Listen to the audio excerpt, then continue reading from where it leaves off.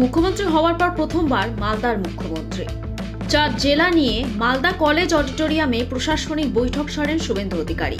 মালদা, মুর্শিদাবাদ, উত্তর ও দক্ষিণ দিনাজপুর জেলা নিয়ে হয় আজকের বৈঠক। বৈঠকে উপস্থিত 4 জেলার সাংসদ, বিধায়করা, সঙ্গে জেলা ও পুলিশ প্রশাসনের আধিকারিকরা। এই বৈঠকে যোগ দিয়েছেন তৃণমূল বিধায়ক বাইরন বিশ্বাস। টিএমসি গভর্নমেন্ট যখন ছিল আর কি, তখন আমার কিছু নিড ছিল। ওখানে আমি দিদিকে মানে এক্স সিএম ম্যাডামকে আমার বলার ছিল এবং অভিষেক দাকে বলেছিলাম যে আমার মাদার চাইল্ড হাব লাগবে, স্টেডিয়াম লাগবে, ফায়ার স্টেশন লাগবে, এইগুলো কিছু যেগুলো ব্যাপার আছে এইগুলো নিয়েই প্রশাসনিক মিটিংয়ে আমি কথা বলবো যে এইগুলো যাতে আমার বিধানসভায় উন্নয়ন হয় আর কি।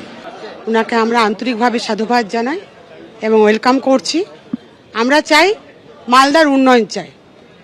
ওনার কাছে এক্সপেক্ট করব যে আমরা ওরা না করে দিয়ে উনি সবাইকে নিয়ে চলুক, আমরাও সহযোগিতা করব এবং উনি সহযোগিতার মালদার উন্নয়নের জন্য সহযোগিতার হাত বাড়িয়ে দেবেন, এটাই আমরা কামনা করব। এটা তো আমরা নিজস্ব এরিয়ার ব্যাপার, আমাদের জেলায় এসছে, আমরা এমএলএ, আমাদের সিএম আসছেন, এটা তো আলোচনা করার বিষয় নয়। প্রত্যেক পাবলিক রিপ্রেজেন্টেটিভ যেন একটা বলার জায়গা পায়, স্পেস থাকে, এটা হওয়া উচিত।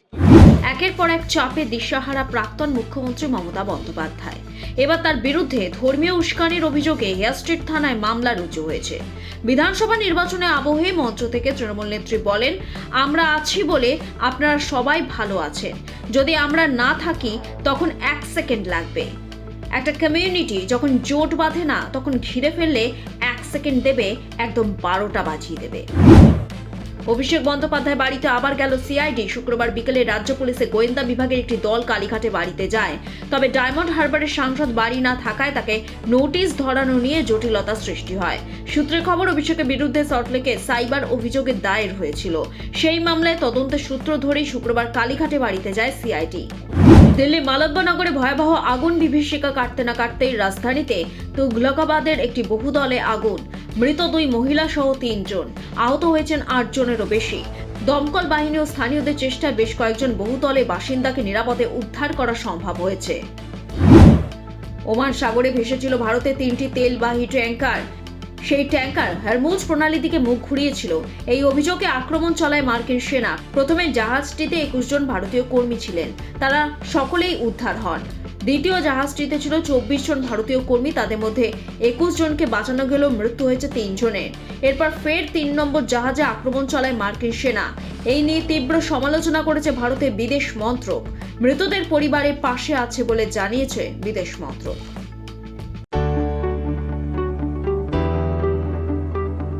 আপনার ভাগ্য বদলাতে প্রস্তুত তো? এবার নিয়ে এসেছে সিকিম রাজ্য লটারি ডিয়ার মেডে বাম্পার 2026। প্রথম পুরস্কার পুরো 3 কোটি টাকা নিশ্চিত। হ্যাঁ, একদম ঠিক শুনেছেন, 3 কোটি টাকা। এছাড়াও থাকবে আরো অনেক পুরস্কার।